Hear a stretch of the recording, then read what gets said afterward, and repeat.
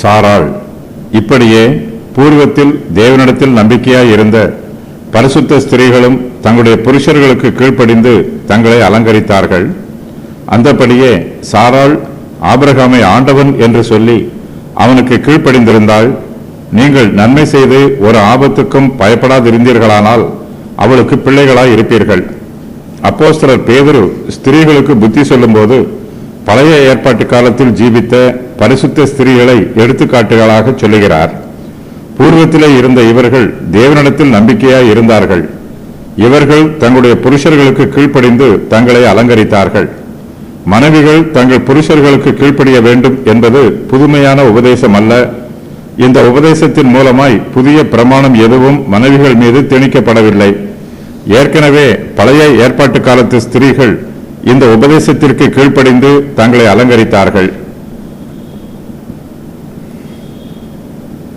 சாராள் ஆபிரகாமின் மனைவியாய் இருந்தாள். இவள் ஆபிரகாமை ஆண்டவன் என்று சொல்லி அவருக்கு கீழ்ப்படிந்திருந்தாள். ஸ்திரீகள் விசுவாசத்திலும் நல்ல நடக்கையிலும் சாராளை பின்பற்ற வேண்டும். சாராளை போலவே நற்கிரியைகளை செய்ய வேண்டும். மனைவிகள் அவளைப் போலவே தங்கள் சொந்த புருஷர்களுக்கு கீழ்ப்படிய வேண்டும். மனைவிகள் இக்காலத்திலே ஜீவித்தாலும் விசுவாசத்திலும் நற்கிரியையிலும் இவர்கள் சாராளுடைய அடிச்சுவடுகளை பின்பற்றும் போது இவர்களும் சாராளுக்கு பிள்ளைகளாய் இருப்பார்கள். மனைவிகள் தங்கள் சொந்த புருஷருக்கு கீழ்ப்படிய வேண்டும் என்பது உலகம் முழுவதும் நியமிக்கப்பட்டிருக்கிற பொதுவான பிரமாணம். இந்த பிரமாணம் பூர்வ காலம் முதல் எல்லா காலத்திலும் நடைமுறையில் அனுசரிக்கப்படுகிறது. எக்காலத்திலும் இருந்த பரிசுத்த ஸ்திரீகள் தங்களுடைய புருஷர்களுக்கு கீழ்ப்படிந்து தங்களை அலங்கரித்தார்கள். கர்த்தருடைய பிள்ளைகளாகிய நாம் நம்முடைய கடமைகளை நிறைவேற்ற வேண்டும்.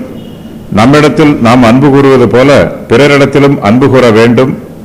பிறருக்கு நன்மை செய்யும் போது அதை பயத்தோடோ அல்லது கட்டாயத்தோடோ செய்யாமல் மனப்பூர்வமாய் செய்ய வேண்டும். தேவனுடைய கட்டளைக்கு கீழ்ப்படிந்து பிறருக்கு நன்மை செய்ய வேண்டும். நாம் நன்மை செய்து ஒரு ஆபத்துக்கும் பயப்படாதிருப்போம் என்றால் நாமும் சாராளுக்கு பிள்ளைகளாய் இருப்போம். விசுவாசிக்கிற எல்லோருக்கும் ஆபிரகாம் தகப்பனாக இருக்கிறார். அதுபோல நன்மை செய்து சாராளின் அடிச்சுவடுகளை பின்பற்றி நடக்கிற ஸ்திரீகள் சாராளுக்கு பிள்ளைகளாக இருப்பார்கள்.